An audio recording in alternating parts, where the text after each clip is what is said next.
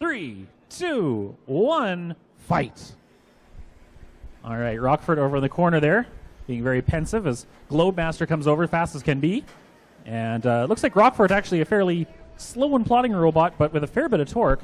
In the meantime, Sarah's Globemaster there, definitely the faster and more maneuverable of the two, pinning Roquefort over against the sidewall. Both of them once again have their push-outs open, so hoping to push their opponent out the side. All comes down to driving, but the biggest thing usually with these wedge front robots is who can get underneath of who, because if you get your wheels off the ground, there's not a whole lot you can do to drive. Globemaster so far definitely winning this pushing match of getting around behind the other driver. Brandon ending up over close to the blue side, although unfortunately spinning around. Globemaster almost on the wrong side here. Direct wedge to wedge, Roquefort and Globemaster. Now Sarah trying to line up for a better push from the backside there. Unfortunately, kind of deflecting off the side a little bit. Once again, directing Roquefort around. Doing a good job, actually, here of controlling the pace of this match, getting Roquefort precariously close to that blue push-out. Geez, almost goes out on his own. Unfortunately, figures it out fast enough. Sarah not able to take advantage of it. Now Roquefort heading over to the blue side here. I think that six-wheeled robot's maybe a little bit hard to make short turns on. Seems to have a very wide turning radius. Needs a differential or something in there. In the meantime, Globemaster trying to push from behind against Roquefort. Looks like it's maybe winning this pushing match just a little bit. Not able to keep it driving straight, but there we go. Gets Roquefort over the side. Oh, but they both went over the side at the same time. This is a double knockout. So we're going to pause the match. We'll put them back into their corners, and we'll continue the match. This is a very difficult part when you're in a pushing match like that, is trying to get the opponent out without heading out yourself. It's definitely got to be a clear win on this one.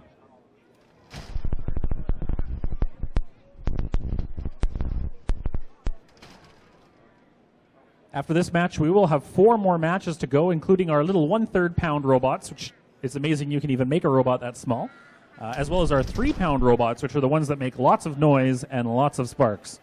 So be sure to check those out when they're in. You know what? I'm just... Can't get it in the corner.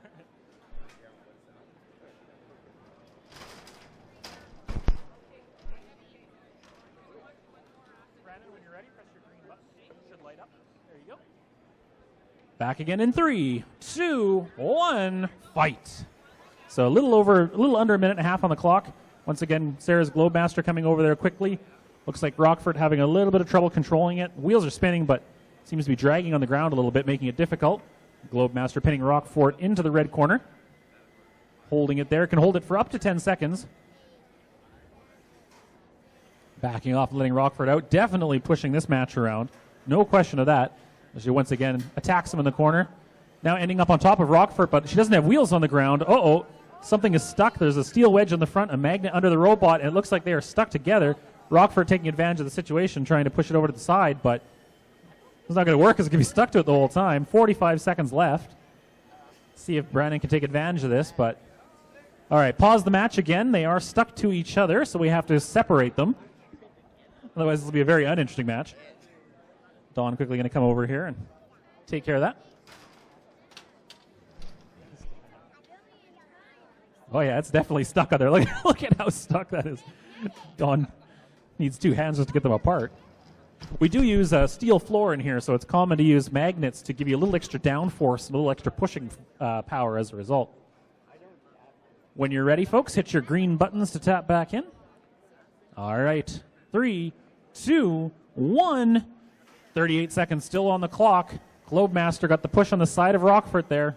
Behind him, directing him back over to the red hazard. Into the hazard. Good hard hit. An entire wheel comes off, hitting that hazard. We did say they were hazardous. Thankfully, Roquefort still has 5 wheels left and seems to be moving just as well as it did without the 1 wheel.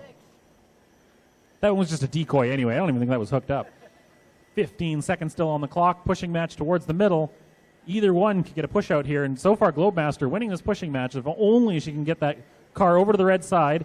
Underneath the front wedge on the side. 4, 3, 2, 1.